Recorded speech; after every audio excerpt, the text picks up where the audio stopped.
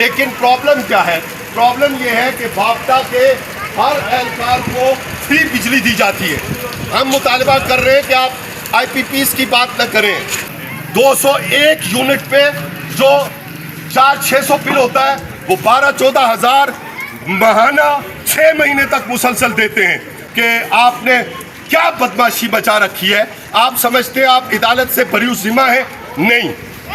شالہ رضا versus بابٹا P L D موجود ہے جس میں شالہ رضا کا کیس اس کی پی ایل ڈی حوالہ کے طور پہ کسی کورٹ فورم پر پیش کرنی آئی تو ہم پیش کریں گے.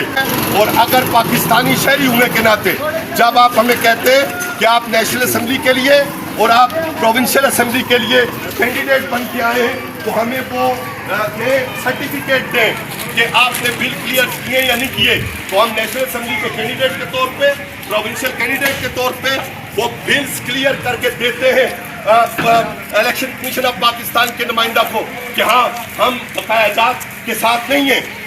جو قومی خزانے سے ہمارے دیے ہوئے ٹیکس سے ہمارے نام پر لیے ہوئے قرض سے جو تنخواہ لیتا ہے.